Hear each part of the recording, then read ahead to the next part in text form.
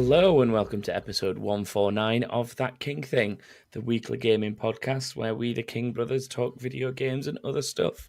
I am your eldest King sibling. I've done that thing again. And the host, Thomas. And I am joined by middle King sibling, Joshua. That's me. I'm not the host or your sibling. But littlest King sibling, James, has been upgraded to one Ross Miller from Party Chat Podcast. Hello. How we doing? Good. Can I be called King? Can I be Ross King? You can for me tonight if you want. Why not? Yeah. Yeah. I believe you're not incestuous. I think this is the safest option. Yeah, that's fair. I think James shared some weird love for you last time you were here, didn't he? Yeah. I've had some love from your family in the past, and well, I would like to say I enjoyed it, but that would be a lie. Okay. That changes things for the course of the show. No, we're really more having you here, not actually because James was missing, because he wasn't supposed to be missing in the first place, but more really because of some sad news I saw from you on Twitter literally about 24 hours ago. And this kind of came off the back of it. Yeah, it did. Yeah. I'm retiring from podcasting, essentially. After 5 years of this voice being in your ear, I decided that enough was enough, and I was going to take some time for myself and retire from podcasting overall. So, yeah, a bit of a big decision, but happy I've made it, I would say. I was happy I made it until I got all the tweets of people going, "Oh, yeah." It's a shame. Obviously, like it was the first thing I was like, "Oh, it's obviously Party Chat will still go on, I assume, just without your northern tones." When does this episode release? This will go out in the morning, so Thursday. Tomorrow morning, right? Okay. Well, you've got an exclusive for you. No Party Chat is going to end next week as well. Really? Wow. Yeah. The conversation I had with Uncle Jesse, Karina, and Reese was we feel that without the four of us, or when one of us was going to go, that the rest of us would. And unfortunately, it was me that went first. So, we're going to record one last episode next week, and then we're going to put it to bed. Oh, we're going to put it to bed after that. So, yeah, 3 years Party Chats went for, and that's surprisingly long for one which is affiliated with a website. So, I feel bad that I'm the one that ended it, but I also understand that this is the agreement we had, and this is what we're going to go with. So, yeah. I can see that point of view, though, because obviously if one of the three of us just couldn't do this anymore for whatever reason, it loses a little bit of the whole point of it is it's the three of us. So I can see exactly why as soon as one out of the group's gone, that's the choice you're going to make, isn't it? So yeah. Plus I do the editing and none of them want to do it. I think that'd be the problem here if I decided I wanted to up sticks, is they'd have no one to edit or anything or write the content or anything. So James could probably do it, but then it'd just be me talking about games and James talking about FIFA, so we'd be a little bit stuck. Yeah, probably. Probably. What was it, 97 right wing Messi? Oh, I'm looking forward to that. Team of the week. There we go. See, in a way, you're the perfect sort of gap fill for James not being here, because you can give us the FIFA updates. Oh, do you true. like RuneScape at all, Ross? Do you not remember the last time I was on this podcast? Yeah, do you not remember the whole argument last time? It became that RuneScape thing, Joshua. What RuneScape thing? I have a shocking memory. Karina is a huge RuneScape player, and I have never even touched it, and I could not understand. You not go fishing in it, like? Yeah, it was. Yeah. Karina and James ended up on some weird tangent in the background while we just carried on with the rest of the episode. I do remember that. My memory is shocking. I need reminding of things before I actually remember them. So. That is true. That is definitely true. So no plans for anything new in the pipeline then, Ross? Just taking some time. Yeah, the last couple of years for me have been very different. I don't mind saying this. Actually, I'm going through a divorce. I've moved into a new house. I've done a lot and even changed things at work. And I looked at my life and went, you know what? There's one thing that I love doing, but it's starting to grate on me a little bit. It's the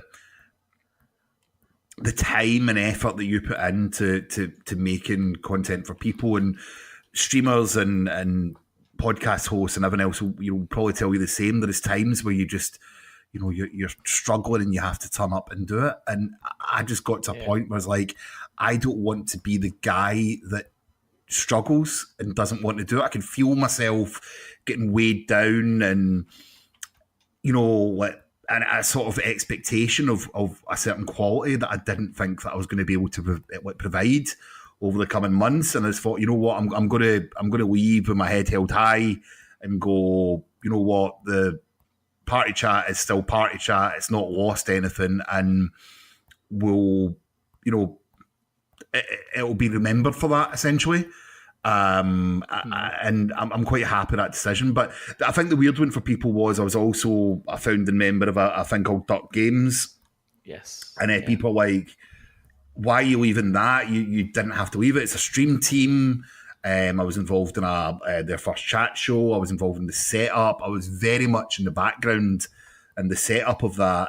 But some of their streamers went on to become really, really good and quite well known. And why are you stepping down from that? But, again, I feel that me retiring essentially would let me focus and maybe find some other interests. And the weird thing about it is, I don't know if you guys feel this way, when you do all this content creation, you actually don't play as much or don't watch as much or don't do as much. Yeah, I've sort of found myself in that kind of rut almost, where I can appreciate from the streaming point of view as well, because obviously everyone that listens to this knows that I stream on Twitch wherever I can.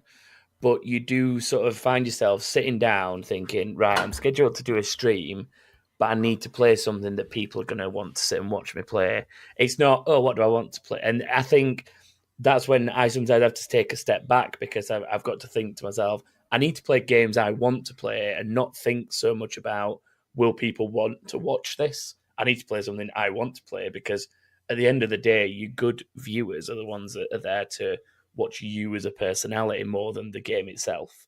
But stuff like that does sort of get in your head sometimes. So I can see exactly where that pressure of not enjoying it as you used to comes from, by podcasting and, posting social content constantly and streaming and so on and so forth. It does make it a lot harder for sure. Yeah. The decision behind that was I didn't feel I had much more to contribute towards the team as a good standard.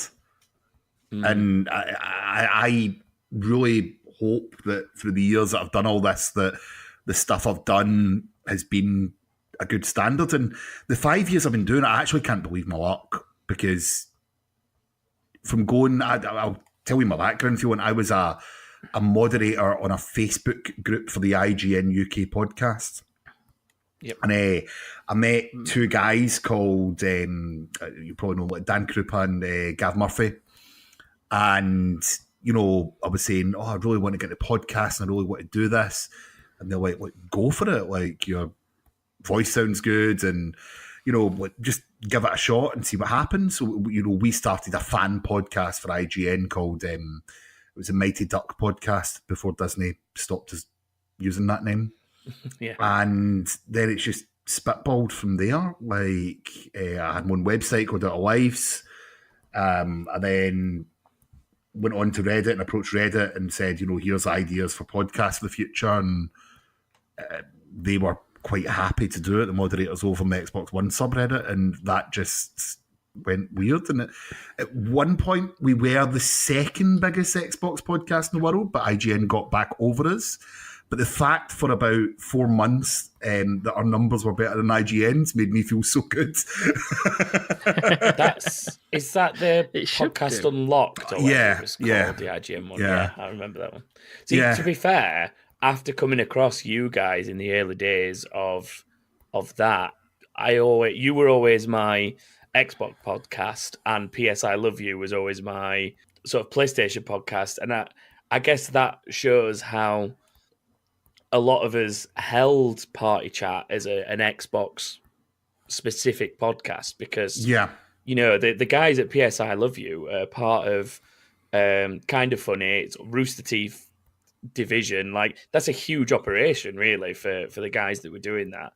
So I think for a lot of people to kind of put you and them in the same bracket, that's an achievement in itself, to be honest, which is one of the things that I always enjoyed about the show, is that it was on par with that easily, from both like knowledge and entertainment, and obviously you had the interviews and stuff, and there's been a lot of really good moments in Party Chat. So it is a shame, but I can totally see where you're coming from as well, from being a fellow content creator. So. It's a funny one.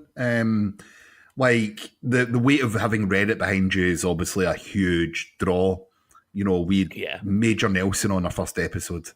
We had, he's been on 3 times since, and Aaron Greenberg. We never quite got there with Phil, which I always found quite funny. But I think Microsoft felt invested in it. They liked what we did, and I think that's a huge help. And also, I think what we noticed is, and anyone that listens to the podcast will realise that we did start doing less interviews over the last 6 months to a year. Yeah. And the reason behind that was because people told us, you do a lot of ID, and I turn off at it. We enjoy listening to the ID interviews that a lot of people, and some people turned off. And well, what do you like? And we like when you talk about the things. It's always a valuable sort of side to it as well. I think that it is definitely a thing that I found in podcasting, that as much as people like to hear from other people, like what we're doing right now, one of the things that people have always enjoyed about the stuff that we've done, that I've talked about, is it is that sort of brother banter, winding each other up, but still talking about something that people relate to because it's games. But also, even for the Formula One stuff that I do, it's sort of people enjoy that it's 3 guys. They're not directly involved and influenced by working for a particular publisher or anything like that. So it's quite open, honest opinions, and they just hear the back and forth of even disagreeing with each other and kind of throwing a debate around it. That's what people like about a lot of podcasts. So it makes sense that a lot of people were interested in hearing what you guys wanted to say, for sure. I think it's because it was 4 very different people as well. 4 people that in general social circumstances would never probably talk. You've got a YouTuber, Uncle Jesse, who is a 3D printer in Rochester, New York. You've got Reese, who's a stubborn as... Can I swear on this podcast, or...? If you want, yeah. Yeah, he's a stubborn as fuck. Finn, who is involved in the games industry. And then you, Karina, who when I met was a cosplayer at EGX, and she came in and she's went on to become the basically the social girl or the community liaison, as she keeps on reminding us, which is not a developer if you're listening to this, Karina. At Playground Games, and it's a very diverse group that would never usually come together. So we've got very diverse thoughts on games. And maybe that's just why it worked, because we wouldn't have ever came together for any other reason other than doing this podcast. And when it very first started and I approached Reddit, I suggested Uncle Jesse because I liked his videos that he'd done for the subreddit. And Reese came on because he's part of the moderation team. And Karina was added on because I met her and I felt as if she was a star in the making, if that makes sense. And I'm pretty glad that she's turned out that way, to be honest. You know, Yeah, that was that's not a bad prediction, to be fair, with the way that her streaming career's gone and stuff like that, and the stuff she's done career-wise. It's good eye. Yeah, it's... Did you, out of interest, did you know Karina much before that EGX when we all went for beers together? Because I can't remember if that was just before or just after she'd started on Party Chat. It was let's think. It was only... Karina's only been on for... So what? That was 2 years, a year... Yeah, that was and a half that was ago, 2016. 17. No, 2017. 2017, yeah. I think that was the same year that I met Karina. Yeah. She literally got thrown in.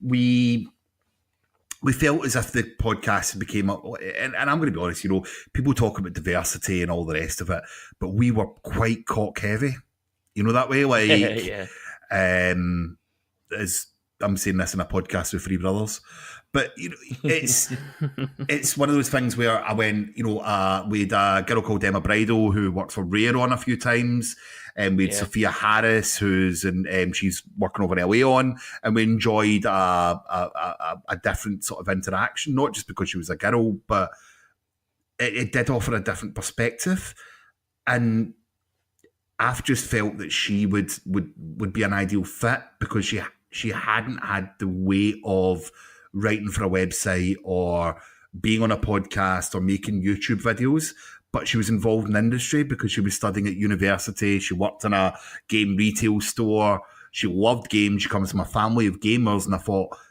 this girl's got an opinion. And what we got, a lot of feedback that we got is that some people don't like her because she's ranty. She goes off in tangent. She does this. But a lot of people are like, no, she's passionate about what she likes in gaming. And that's what I always seen in her, was that she's so passionate about gaming that she's going to go far in this industry. She will be on stage at E3 announcing a Forza game. I can pretty much guarantee that. You know, like, she's got that personality about her, and she's going to go far in this industry. And it's good that when you notice that early and she comes in and she proves you right, you know, that way, like, she just lives up to that expectation of she's going to be awesome. Her first ever interview was with Rare. I mean, the total, like, Joni, Craig Duncan, Emma Bridle, you know, like, that was the first ever episode, and that's what she done. And it's like, you're not going to get much better with that. Rare are legends in the gaming industry. Yeah.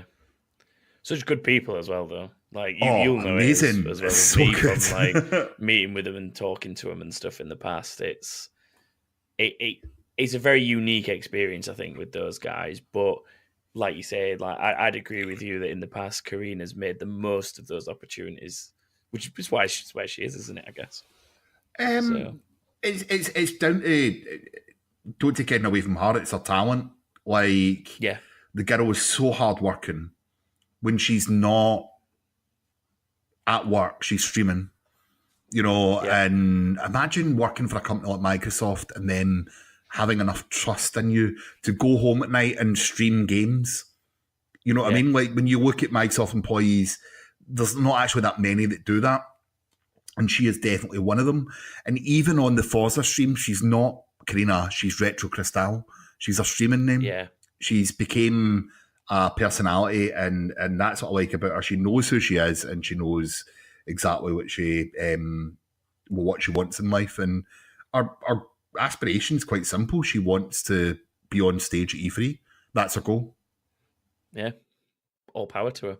Glad you picked Microsoft over Sony this year.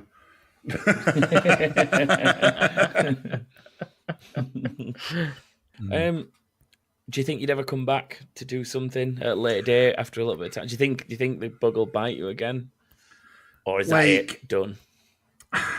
I'm at the moment, I can't see it, okay? But like anything, you can never say never. I should probably have never used the word retire in my tweet because people, I'm the Ric Flair of podcasting. But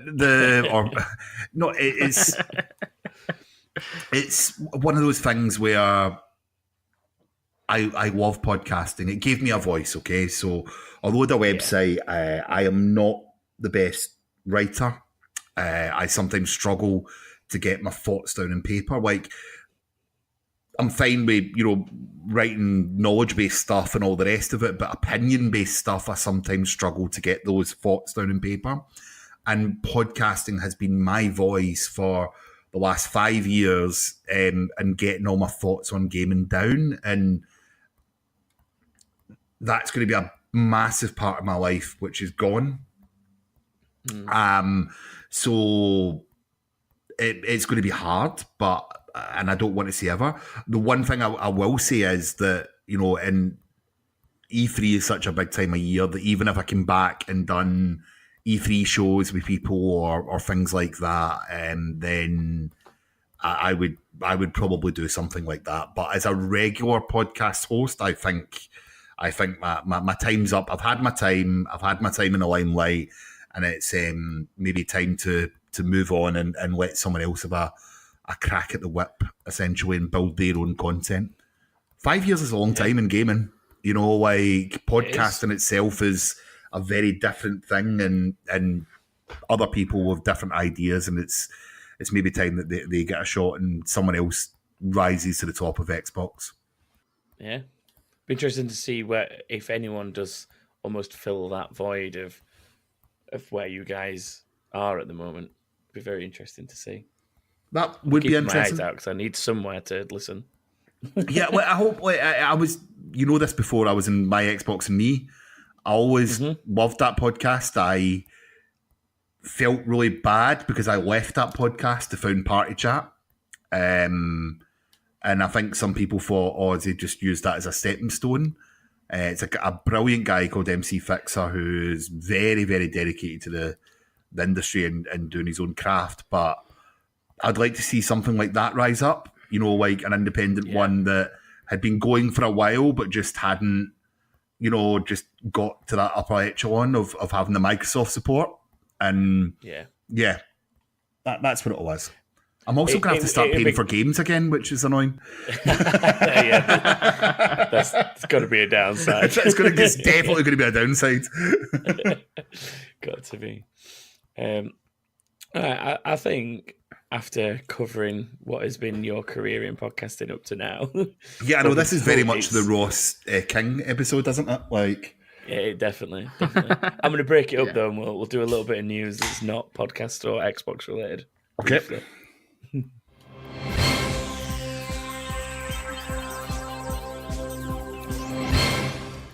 Okay, so news. One of the biggest things from this week has actually been Reggie Fils-Aime retiring from Nintendo. So it's on theme, I guess, retirement, leaving an existing role. But he's due to retire as VP of Nintendo America in, I believe it's March now. But the highlight of all this news is the fact that he will be replaced by a man named Doug Bowser. How that's... Some people say it's very appropriate. I don't know how appropriate it is because Bowser's obviously the mortal enemy of Mario, and Mario is the signature man in Nintendo. Mario's so Super Bowser World is coming. Yes. It's a shame to see Reggie go, I think, personally, because, like with him and Phil, there's certain big characters that you enjoy seeing at things like E3 and so on. And I think Reggie was one of them, even if he did pre-record his interviews and send them in. But it was still a good character to have around, so I think he'll be missed. But yeah, Mr. Bowser has become a very serious meme the last few days. So I don't know if either of you have seen them, but if you haven't, I suggest go looking them up because they're quite entertaining. It's a shame for him, or not a shame for him. It's a shame for the industry as such. Like, when you think of personalities, he was the one for Nintendo that really stood out. Yeah. Definitely. So you could see he was dedicated to it and he enjoyed it. Yeah, that's it. There was a nice little message at the end of his official announcement video where he said, I can't remember it word for word, but it was along the lines of I may be leaving a title of vice president, but I'm retaining one that means a lot more, and that's Nintendo fan. And you could tell by the way we're speaking about the decision to leave that he does really have a sort of a love and a passion for Nintendo as a company and as a whole entity. But it's just knowing that it's not his time to continue anymore, which is fair enough, I guess. But he'll definitely be missed, like you say. Definitely.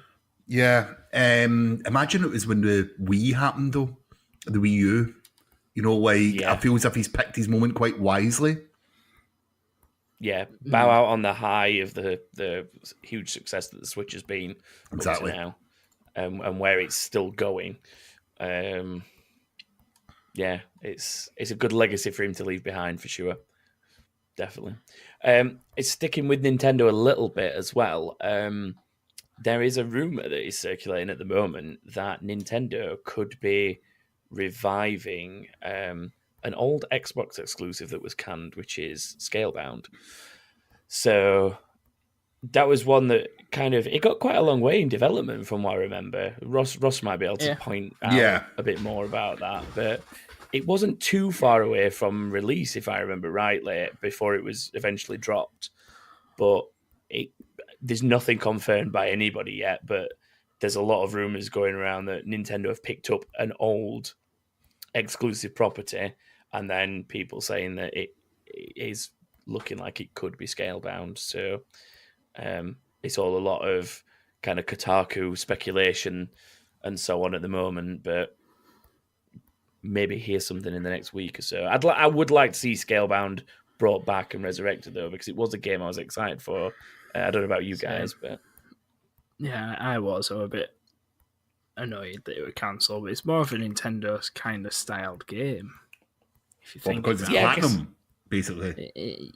Yeah. Yeah, that's it. That I think that's where people are putting two and two together, isn't it? I think that's the reason. Just to point out that this website came from this story came from a website that doesn't have that much insider knowledge. Let's just say it's a French website that has got things horribly wrong in the past, but that is very true.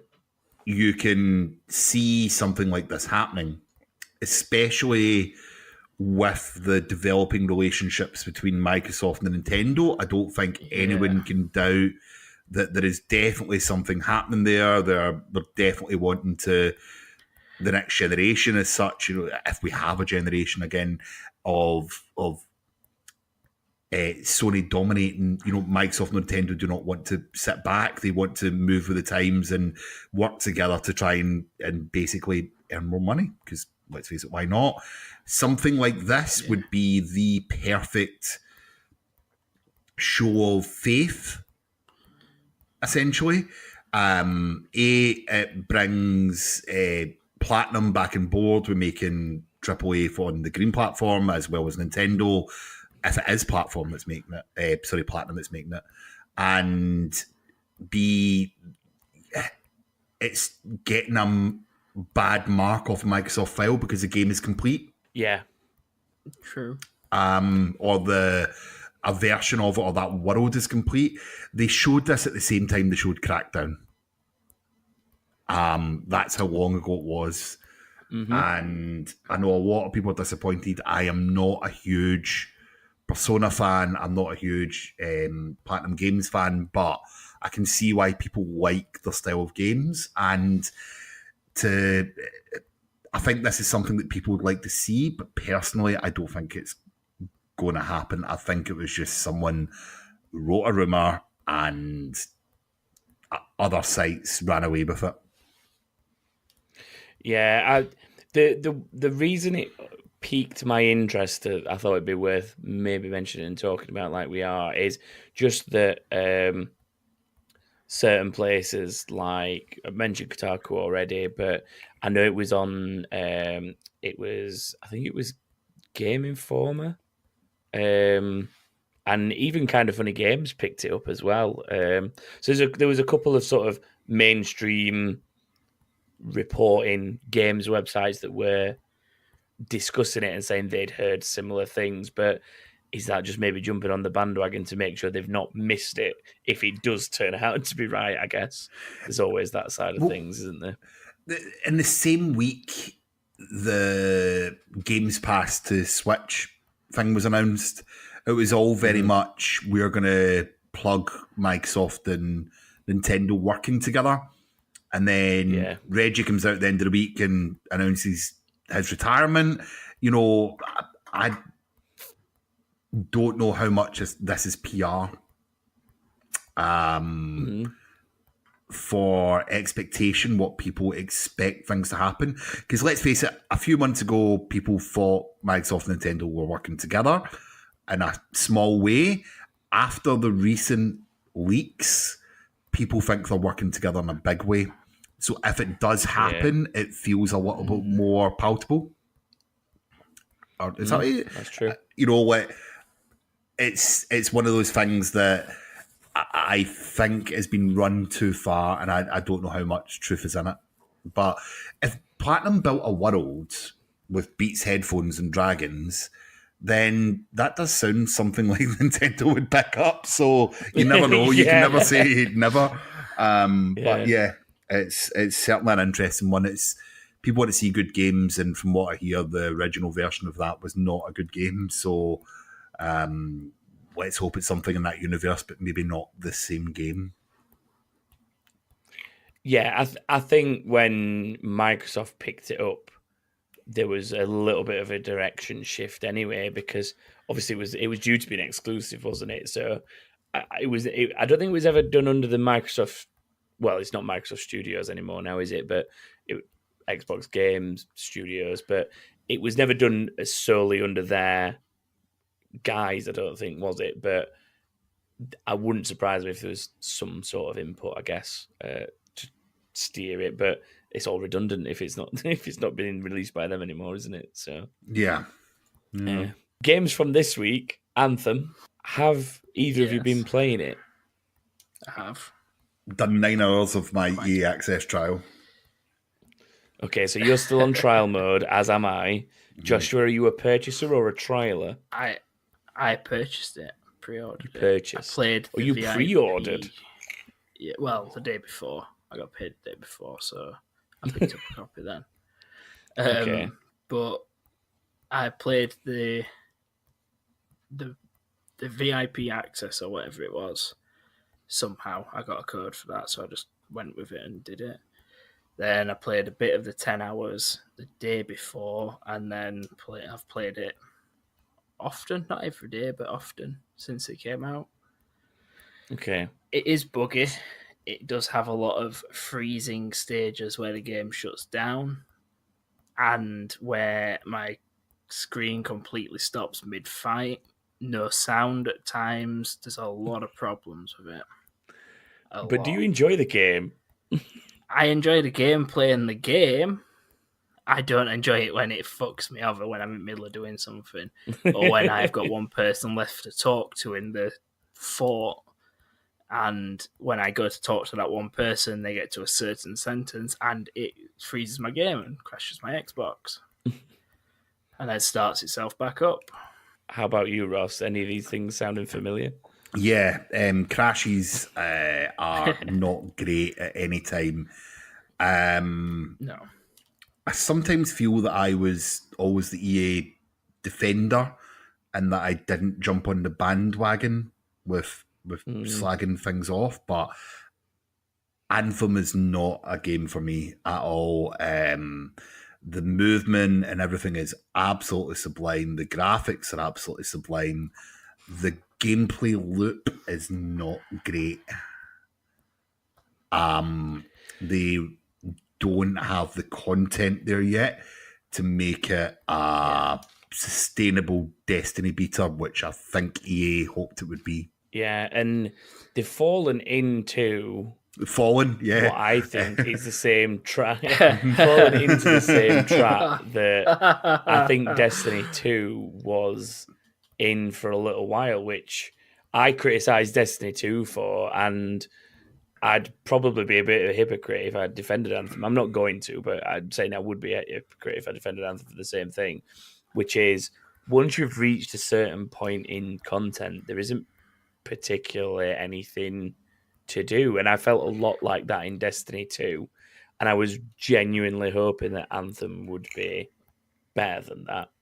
Right. When you get to the end of the story missions in Anthem, you get given a mission with a lot of items to do on it, but it is repeating the same things over and over again. You've got to do one thing 100 times.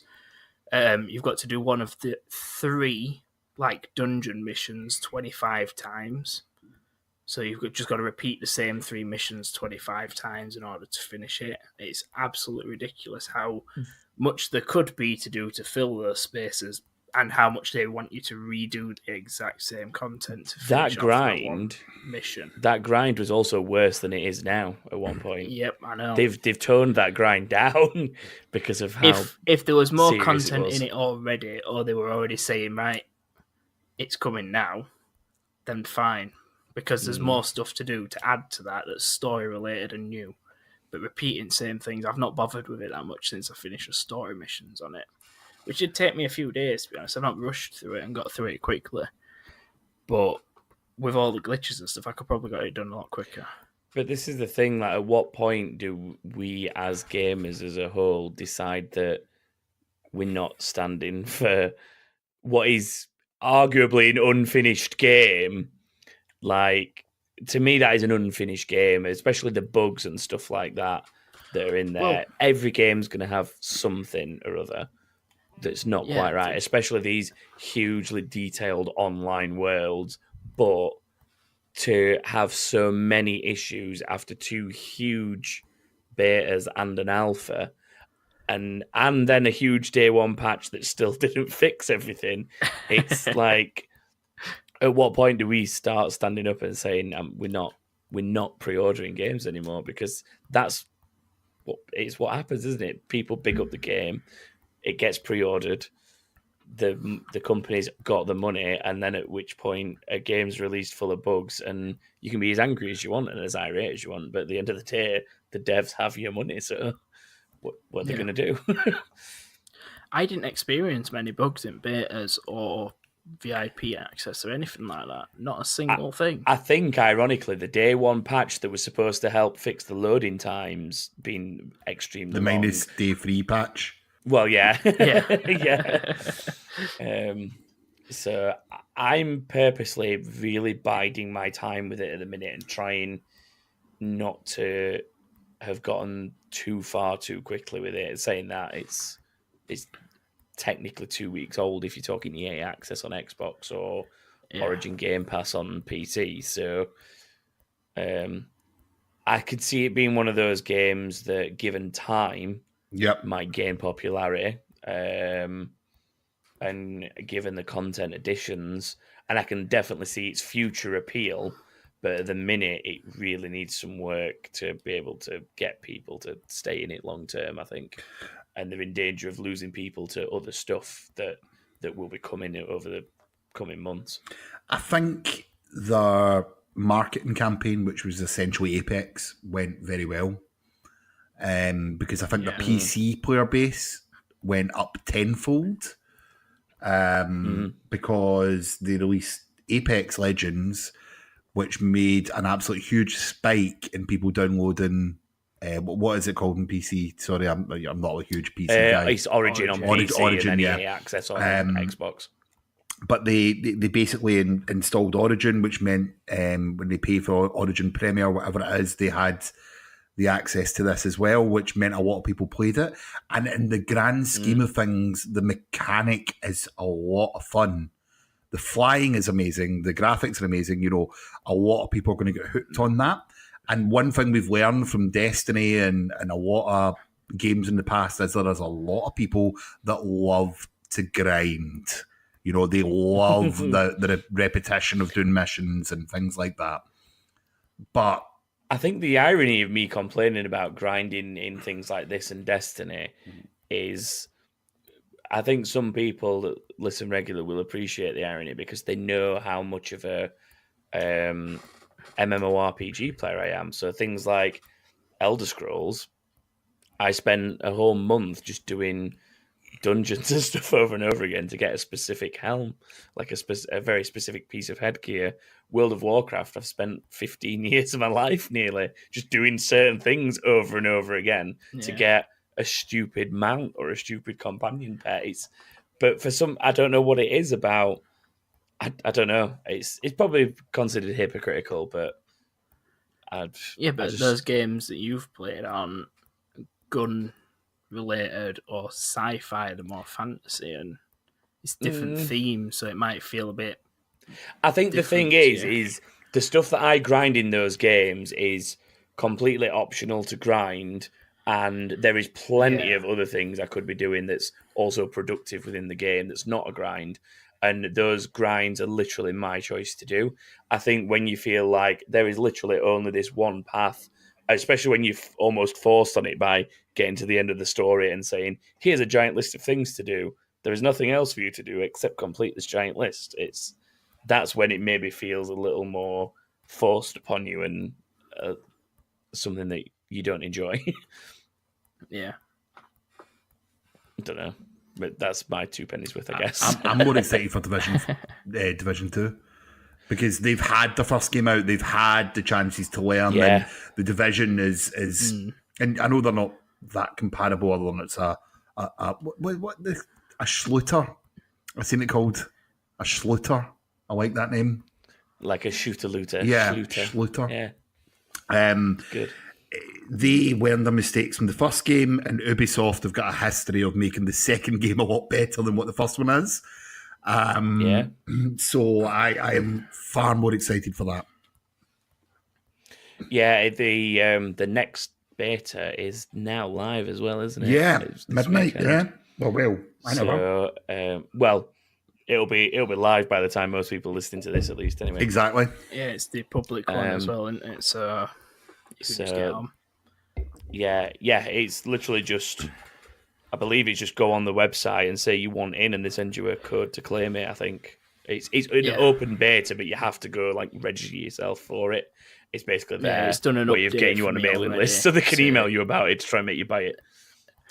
I'll be having a go on it and putting a bit more time into it than I did with the private one. But it does seem different in good ways. It just depends on what it's like with other people, because I've not really played it in a group. I played it solo. Well, we will play it together, Joshua. Like. We will. We most likely will. We did with the first one. Yeah. So, but yeah, I'm interested in seeing how that feels in the next beta, seeing how that's progressed. In a couple of other bits of quick news before we move on, if you are one of the 20-something million people enjoying Apex, probably more than that now, and you are finding you die a lot as Pathfinder, that could be because apparently the hitboxes on him are a little bit enlarged and a little bit bugged. And Epic, they're definitely not looking at it. Respawn are looking at it. Whoa. Epic might be looking at it and having a giggle, but Respawn are the ones looking at it to fix it. So it's something that they're apparently aware of. But are they actually bigger than Gibraltar's, who to me is the biggest character on I the think roster? What people were saying is, generally speaking, the hitboxes are actually very well proportioned in terms of you can shoot between limbs and things like that and it not register a hit as it should. Yeah. But with Pathfinder, the boxes are a little off. So there's a huge amount of kind of dead space around him that you can hit and it registers as hits on him when it shouldn't be. So it's not that the hitboxes are all equal across all the characters, because they're not. It's more that people aren't getting direct hits, but they're registering as hits. It seems to be the problem. Does anyone remember Quake? Yeah. Quake and Quake 2, where every hitbox for every model was the same. Yeah. Basically, yeah. Just shoot in this area of your screen, no matter what you're shooting at, and you will hit it. Yeah. I know it's competitive and all the rest of it, but this is reading far too much into it. It is very... we've just got to let the people know that things are being fixed, Ross. People panic and worry about these things. No, they don't. But still got to mention it. Get a life. And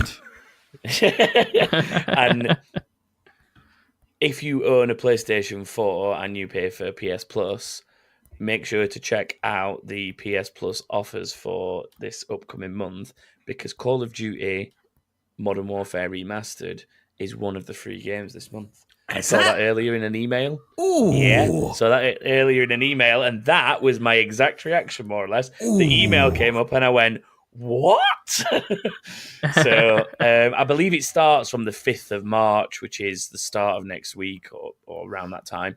But yeah, one of the games for the month on PS Plus is Call of Duty Remastered. So get that on your PS4 and kill some teenagers, because they'll be all over that. Then they will bring their Black Ops flying and jumping and running and stuff, and not be able to do it. Why can't I run on this wall? Yeah. Where's my drone? Where's my drone? Zombies? Why is my kill streak ended after the round concluded? Why did we not carry into the next game? Why can't I change my kill streaks? Yeah, I remember those days. That was when gaming and shooters were still fun. But yeah, PS4 owners, go check it out.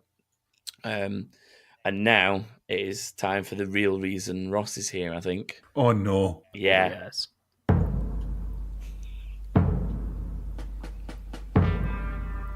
It's the bit that we always get in trouble for because I use this song. It is Mastermind, so anyone that's been around a long time knows. I had to cut out this bit when I played your bit of this podcast on mine. Yeah. I have to be careful with how I work this on YouTube, to be honest, because when the episode goes on YouTube, they'll probably allow the episode but not allow me to monetize it, which is fine. I can live with that. But yeah, Mastermind. So most people who listen regular will know when we have guests like this on, they take a specialist topic, try and do as well as they can at it, and then flounder in our weird general knowledge section. Ross has obviously been on before. He took on Karina last time we were on together. You scored 16 last time, Ross, when you did FIFA. Yeah. And you absolutely hammered Karina, who scored 8.5. And she got half a point back. That's why she's got a weird score, because I did very poorly word a question about an arcade machine inside the Rare HQ that I thought I should be able to answer, and I just worded it very badly. But 16 is fairly respectable, Ross, for your previous attempt. Respectable? I assume you're aiming to try and beat that. Well, you wouldn't let me do my actual subject of choice, if I remember correctly. Was it you, Ross Miller? Yeah, it was The Life and Times of Ross Miller. Yeah. My argument was it has to be gaming related, but then you were like, well, I host a gaming podcast. Yeah, well... It's like, yeah, fair enough. The exact words you told me off air where I couldn't be bothered researching you. Shh, you're not supposed to tell everybody that bit. That's why I said it off air. That's why I brought it up. Your target for the top, if you want to hit it this time, is 19. It's currently held by Kate Johnson. And she did an oddly specific one. It was Call of Duty, Black Ops 3, Zombies, the giant map specifically, which is probably why she scored so well. However, and you researched that, but not me. Yeah, it was easier. It was easier. You're an elusive man, Ross. Well, like THQ Nordic would probably know quite a lot about me. You know what I mean? Or yeah. So that's a relevance to a news story this week. I'm only joking. But by the way, I've never been on that channel. Okay, so this time around, that's a badly misplaced joke. This time around, what is your topic going to be? The life and times of Ross Miller playing Xbox. Playing Xbox. No, I'm going to at the end of my podcasting career, I'm going to see how my knowledge is, and I'm going to just say Xbox. Yeah. So it's just questions about Xbox in general. I think you'll do all right. You ought to. I always judge these based on if I think I could answer them. I think they're acceptable questions. So, and Okay. obviously I wrote them, so I must at least have an inkling of what the answer is to have wrote the question. But there you go. Ross. Because point out, I've had about 4 beers. So it's all good. It's all Xbox knowledge. You should bread and butter this. It's a general knowledge you need to worry about. Yeah. Oh god. So 2 minutes on Xbox starts now. What is the standard gamer score available on any 360 or Xbox One game? 1000 G. Yes. What is printed on the motherboard of an Xbox One X? Master Chief. Helmet. And what is he riding? What's he riding? Warhawk? No, it's a Scorpio. No, okay. We'll revisit that one. What's the name of the companion app for 360 and Xbox One that has since been replaced? The companion app? Mm-hmm. For the console in general.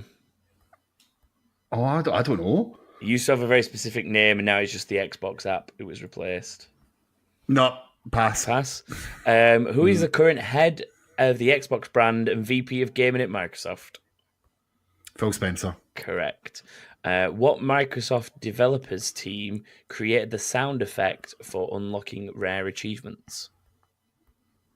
Sorry, repeat the question. What Microsoft developers team created the sound effect for unlocking rare achievements? Pass. Before Forza Horizon came... before Forza came another exclusive racing franchise. What was it? Oh, shit. Pass. What exclusives were given to pre-orderers of the Xbox One when it launched in 2013? The Scorpio edition? No. The Xbox... I will come back to it. What voice command can be used to capture 30 seconds of gameplay? Xbox record that. Correct. What did XBLA stand for on the 360 marketplace? Xbox Live Arcade. Correct. What Fable game was created specifically for use with the Kinect? Fable Journey. Fable Journey is correct, just in with the buzzer. Yeah. We'll That go was back. poor. It was, yeah. That's all. Yeah, 4 beers, man. What have you actually scored here? 1, 2, 3, 4. There's only 5 there, Ross. 5. Oh, God. Oh, God. Right. Printed on the inside on the motherboard of an Xbox One X is Master Chief, but he's actually very specifically riding a Scorpion to signify the Scorpio on the inside? name. Who's printed on the inside? Who is printed on the inside? That is just Master Chief, isn't it? Yeah. Of the console. So that's why I'm willing to give you the point there and bump you up a point. 6. Because of the way the question, yeah.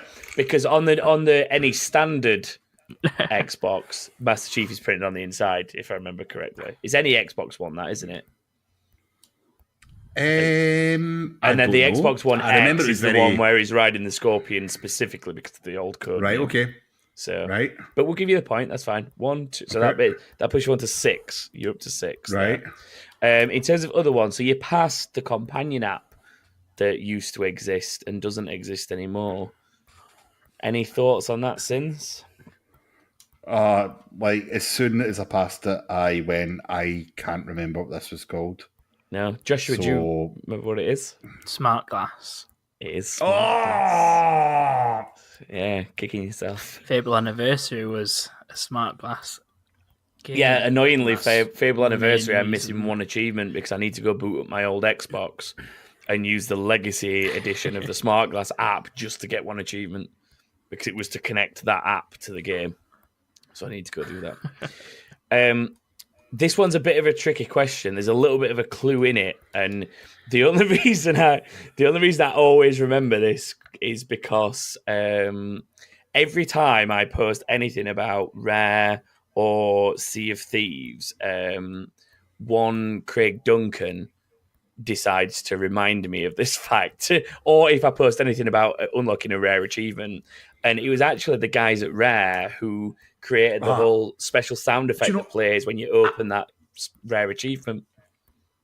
Do you know the reason why I didn't say that is because someone like Craig or Emma or Joe would like say, "Why did you think that?" I genuinely wait for, "Oh, sound design at Rare is amazing. Like it's going to be them," but I just didn't say it. It's so annoying. We've been in their sound studio, you and me. Yeah, we have. We've been where it was created. But yeah, on a couple of occasions, Craig has replied to my tweets and things like saying, "You remember we made that, don't you?" And I'm like, "Yep, I always remember." Before Forza came another exclusive racing franchise for Xbox, but what was it? Joshua, do you remember it? Ross did not. It's Project Gotham Racing. It is PGR. Oh, yeah. I actually knew that. Urgh. I genuinely thought you would have, because I know you're into stuff like Forza. I thought that might be one that you'd have got. It just escaped my mind. Yeah, and then the one where you sort of slipped up a little bit was what exclusive were given to pre-orders of the Xbox One when it launched in 2013. We're talking the first lot of Xbox Ones, not the X's. Oh. So it was, do you remember now? Day one controller. Yeah. And the day one achievement. And the achievement, indeed, yeah. Yeah. So 6 leaves you with a hard task on general knowledge to equal your previous best. But general knowledge, I think, is harder to write because you've got to pick from lots of different... It's weird. It's easier to write about a specific topic than it is to write general knowledge, I think. As weird as that sounds. It is. So let's see how you do it there. So your 2 minutes for general knowledge, Ross, starts now. What game won Game of the Year at last year's Game Awards? Last year's was God of War. Yes, it was. What Battle Royale lost its console exclusivity deal earlier this year and is now on PS4? PUBG. Correct. What colour are the A and B buttons on a standard NES controller? Red. Correct. What city titled 2 Tom Clancy Rainbow Six games in 2006 and 2008? Las Vegas. Correct. What game has Nintendo recently delayed a 4th installment for to restart the development after being unhappy with it?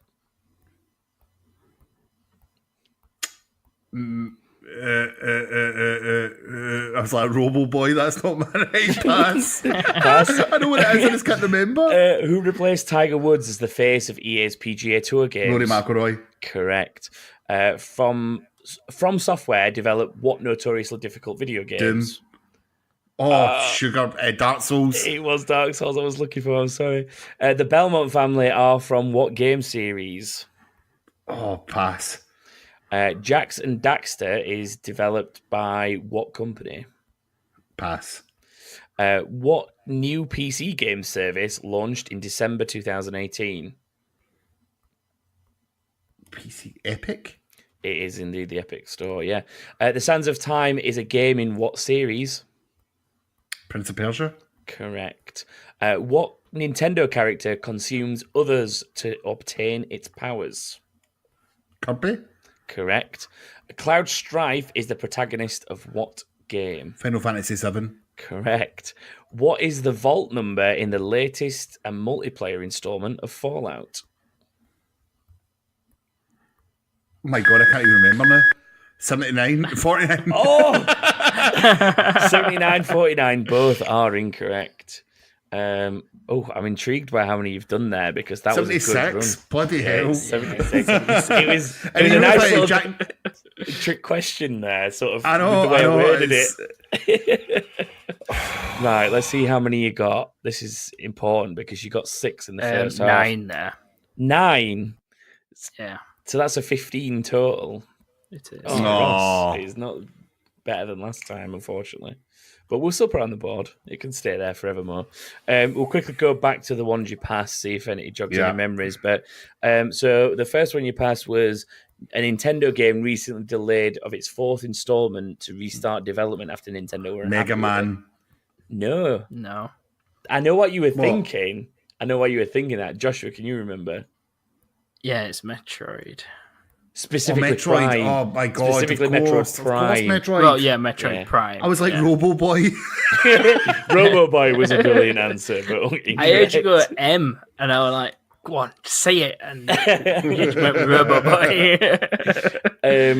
From Software developed what notoriously difficult video game? You Dark got that in Souls. the end, yeah, Dark Uh-huh. Souls. The Belmont family are from what game series? I'm not sure. Grand Theft Auto? No. No. Is it Assassin's Creed Syndicate? No, it's No, it I is can't the remember. Them. vampire hunters within Castlevania, the Belmont. Ah. Nah, I wouldn't have got that. Yeah, No. it's not for everyone. Jack and Daxter is developed by who? Joshua, you should know this one because you wrote it. It's Naughty Dog. Correct. It's Naughty Dog. I actually knew that after he said it as well. You know, after I passed it, I went, "That's Naughty Dog." Yeah. And then that was it. Oh, yeah, the last one was Fallout 76, which tripped you up a little bit because of the. That's annoying. I could have got like 2-3 more there very easily. There was a couple of delete this and start again. No, there is a couple of Xbox ones that just because I took the time to sort of dig them out and write them. I want to see if you can get them. So the ones that you didn't get through on there were what is Ray Cox, better known by his gamer tag Stallion83, known for in the Xbox community? The person that had the million gamer score first or the highest gamer score. Yeah, well, either would have been acceptable. He was the first person to hit a million, and he's currently still the highest achievement gamer score. When I checked before recording, it was 2,083,792. But he was playing Anthem right there and then, so he could have easily earned some more since. The next one was Xbox Livestream, a monthly update show about their products and services. What is it called? A monthly? Yeah, it's usually monthly anyway. As in recently, or it's recently come back for a new series? Yes, for this year. Started last year, and it came back this year. Maybe it's not regimentally monthly, but generally speaking, it usually is. See, like the weekly one's Xbox Wire. It's not the weekly one. Inside Xbox. It's the Inside Xbox one. Because they used to do that. Right, see, it's a lot. And a lot of guys who did that do Outside Xbox on YouTube now. Yeah. And that's what I know. I know it is old, not new. Yeah, so I suppose if you think of the recent ones, then Inside. Yeah. Yeah, that's what I was looking for. A while ago used to be like weekly, I think. And now they just do stuff, whatever stuff they want. Yeah, the Inside ones, generally speaking, usually feature Major. And he will interview people about like upcoming games and stuff like that. That's generally what the Inside Xbox is. Or they'll premiere like a new trailer or something like that.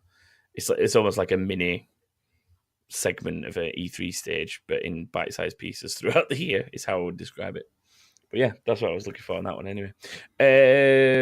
What developer was behind one of the headline exclusive Gears of War until 2013? Epic. Indeed it was. What infamous failure plighted early 360 consoles? Red Ring of Death. And then what is a subscription service that allows the download of selected games to play from an online library? Get Xbox Games Pass. Indeed it is. Oh, see, if you'd only have had more time. I know. Just more time. So 15's not too bad though. That puts you slightly below your last score, but it's still middle of the board at 15. Considering you had me naming who was on the cover of FIFA 13 the last time, there's not a huge amount of things you can write about FIFA. What stayed the same throughout this game? Yeah, well done though. I think that's a good effort. Yeah, I could have done better. Possibly. It's a failure. Soberer next time. If 4 beers, I'm sober. If that's... yeah, possible. Right, there is one last little bit to do for this week.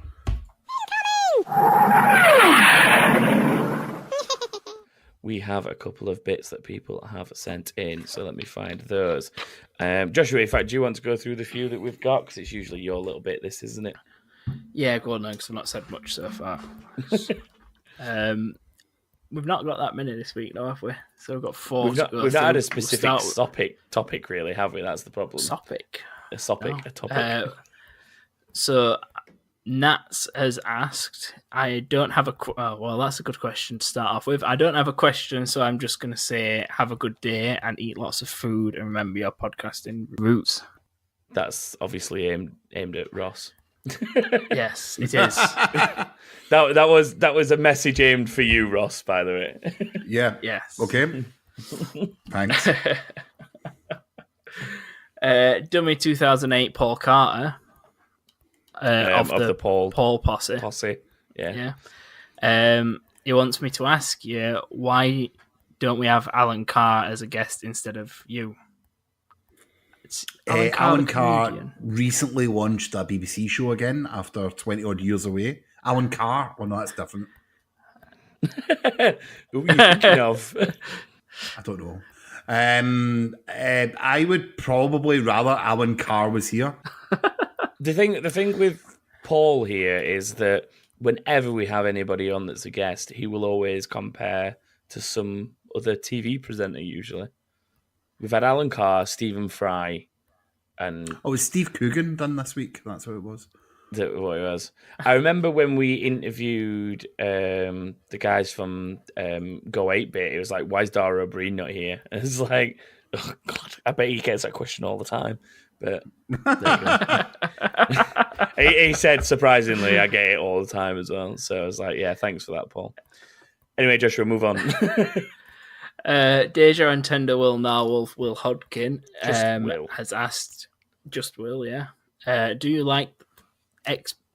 feel like Xbox need to up their game with their exclusives after such disappointments compared to the PlayStation recently? Yes. That's my simple answer to that. I feel that this generation has been transitional in the sense where we went from one head to another and the focus has definitely changed. I think that exclusives won't sell as much the next generation. I think that we're going to a much more open market. But Xbox has definitely been lacking specifically single-player exclusive games this generation, and Sony have kicked it out of the park with that. And I think the recent Shadow acquisitions are going to change that moving forward. Yeah, there's definitely a new agenda there, isn't it? Like you say, that change in leadership and direction appears to be aiming itself at being able to compete with PlayStation a lot more on that next time out, doesn't it? I don't even think it's competition anymore. I think it's about a change in the way that people look at the box under their TV. I think with the development of broadband speeds and online and technology and everything else, that digital will continue to increase sales, and the ability to play that on any device that you have anywhere you want will be a major factor in the next cycle. And I think that's what may leave Sony behind a little bit. Yeah, I remember talking about it a long while ago when the info about is it? I can't remember what they call it now. It's not Xbox Cloud, is it? I forgot what the xClouds. xClouds. That's it. That the whole idea of that, and it came about not long after Sony decided they were shutting down a lot of the PlayStation Now services, where you used to be able to kind of stream games to a TV that didn't even have a console connected to it and stuff like that. There's some really good stuff there that they seem to just abandon. And that was like when Microsoft and Xbox announced that they were looking at doing the same kind of thing, it was is this going to be let's show Sony how it should have been done and get it right? And I think that with the access Microsoft have got as a overall company to the platforms they've got and the user base they've got from like a PC front and things like that, the technologies, I think that it'd be a very interesting way for them to go, and it will probably make a big difference, like you say, going forward in the next gen. Like if you could finish a game on your Xbox, walk away with your laptop, and on your way to work or whatever, play your Switch with the game you've got on Xbox Games Pass on the train, Yeah. get into work, and then on your lunch break, continue that playing it on your laptop. Like, that to me is the future. Yeah. Definitely, Yeah. I can see where they're going with the next generation, and I fully agree. There's a lot of hardcore Xbox fans that disagree with this statement, but you have to progress with the times. And even if that offends not 1% of your hardcore fan base, it doesn't make a difference. You have to go for that core audience. And that generates money, which generates investment, which generates better games, so everyone wins. So I'm happy with the way things are developing at the moment.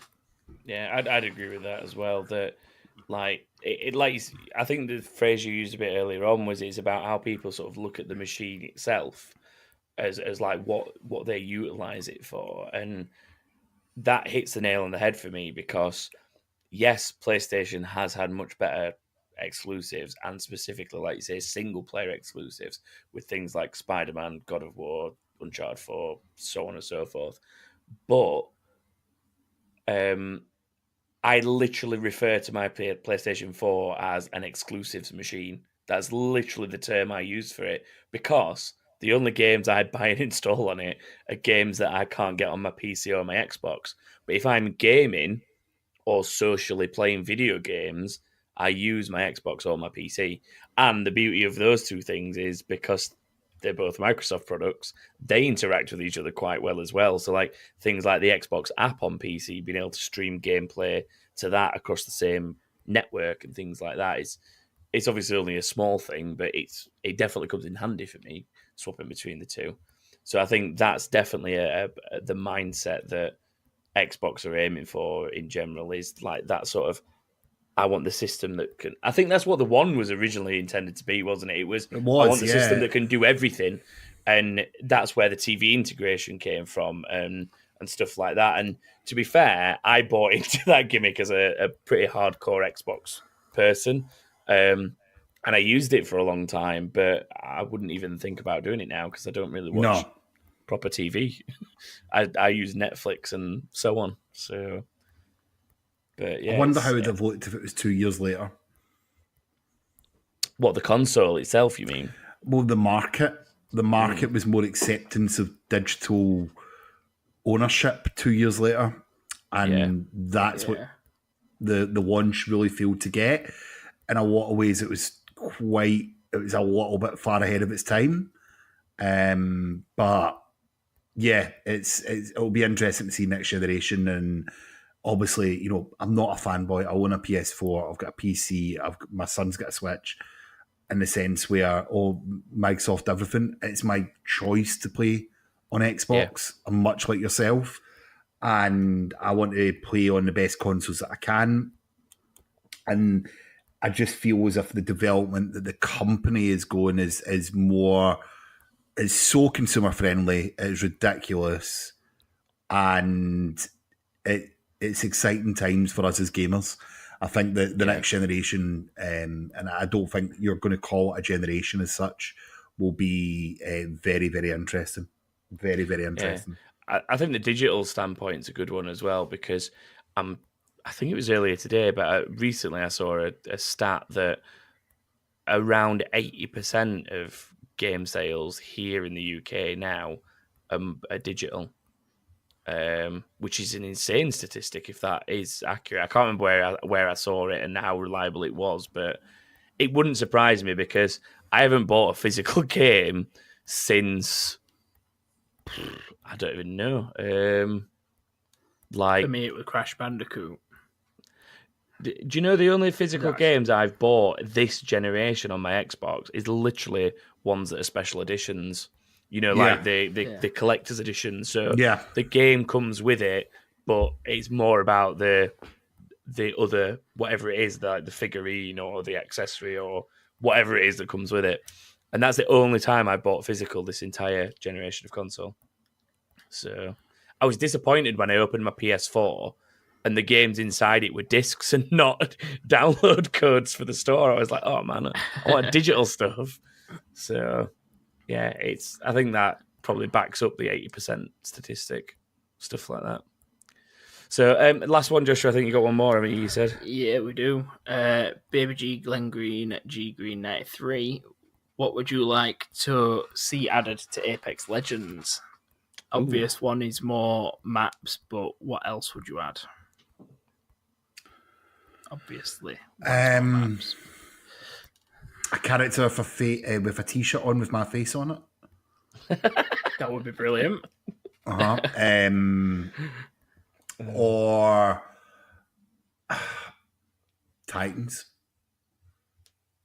Titans would be fun. I think weirdly, yeah. Like, I know it would ruin the game essentially, but I would like that universe to recognize that there's Titans in it. Even if it's like the separate game mode where you're on your own, but you've got a Titan. Something like that, you know, or something along those lines. Yeah, I would like to see something along the lines of the acknowledgement that Titans exist in this universe. Yeah. It'd be interesting to have like a Titan only equivalent of Battle Royale, like Joshua Not said. that I think it would improve the game. Fall damage might actually change the game a little bit. Yeah, the way that people really take would, certain risks, jumping off things and stuff like that.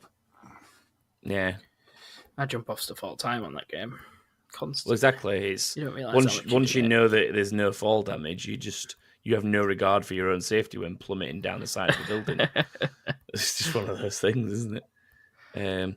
Or at least another game that does sort of emit fall damage, but does something interesting with the way it works.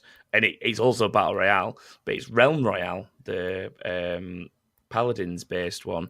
And the way that I like, the thing that I like about that is when you're landing in, you do like sort of a superhero landing, you know, like the whole fist to the ground kind of mini ripple of destroying the ground around you, that kind of thing. You do the big superhero landing, but obviously it kind of stunts you for a moment, and you can't just instantly like run off and go grabbing stuff. And the same thing happens. Like if you climb something ridiculously high and then jump off it, you don't have fall damage, but you have that sort of that superhero landing when you fall from a certain height, and it disadvantages you for the fact that you've made that choice to jump to like escape someone or try and vulnerability. Exactly. It makes you vulnerable for a moment, and that'd be nice. Yeah, that actually makes perfect sense to me, because the game is all about risk reward, and that would definitely add to that. So yeah, no, that's a great idea. To be honest, get that on the forums. Let's do it. I would imagine one of the characters they're going to bring in is going to have more Titanfall pilot abilities like the stim and stuff. Because I know Bloodhound's got a little bit where he runs faster. Yeah, but it's not like his general ability. That's his ultimate, isn't it? But more of a faster paced character that's probably better on their own. Yeah, I don't know. Depends on what they decide to bring over. I'd be interested to see where they take the character evolution, because obviously they've got that whole Overwatch type hero character scenario where, you know, people have got to have powers that mean something and give them some sort of advantage in battle. And I do like the way that, you know, there isn't sort of one character that's got an incredible set of powers that everybody wants to be that character. It is definitely, at the minute at least, more about the way that you work your three characters together as a team, like picking certain characters together because you know that they'll work hand in hand for whatever reason. And I like that sort of strategy element to it. So I'm interested to see where they go with the other characters. I don't know what specifically I'd want, but maybe somebody else who can actually heal other than her name's escaping me. What's her name? Lifeline, yeah. There you go. Maybe someone else who can do something a little bit more like that. Or even if it's... See, the care package thing seems a bit out of place for her. I'd have had those as two separate characters. One that heals and one that gives you defensive stuff. Like at Rainbow Six Siege, where you've got Doc who heals, but then you've got whatever the other guy's called, and he drops like blast armor so that you're more resistant to grenade damage and stuff like that. So you could like almost split those skills in half and have 2 different medic type characters there. So that'd be interesting if they bring another one of those in. I think that's my input. To unrelated, Virgin Media just emailed me to tell me that I use 1.2 terabytes of data downloads per month on average. Nice. Well done. Yeah. Mainly gaming, I assume. I'm assuming so, yeah. I wouldn't dare look at the amount that it says I use, in all honesty. So, yeah. I think that is it for this week, isn't it? I think we've covered everything now. So, Ross, I will say thank you very much for joining us. Thank you for having me. Yeah, thanks for being party chat for as long as you have as well. Well, you know, I've got some surprises lined up for the final episode. So if you want to find out that is, go to the XboxOne subreddit at reddit.com/r/XboxOne or Party Chat Pod on Twitter. Our episode will release a week on Friday, so a week after this one does. And that'll be the final episode, which is the first people who's going to hear about it. I'll tweet out about it tomorrow, but yeah, that'll be the final episode. So yeah, so I'm sure we'll end up sharing it and stuff in light of you being here and everything like that. So anyone that listens regularly here, if you're not already following Party Chat Pod, I'm sure you pick up the info here. And if you're wanting to follow us, it's that_king_thing on Twitter. Just search for That King Thing on Facebook and we're on there. Or you can head to thatkingthing.com where you've got the contact form, you've got the links to Discord, links to Patreon, links to YouTube. Pretty much every link you'll ever need is at thatkingthing.com. So head there if you want other stuff too. That is it for this week. So thanks again to Ross and thanks to you all for listening. And hope to catch you for episode 158 next week. Goodbye, everyone. Bye. Goodbye.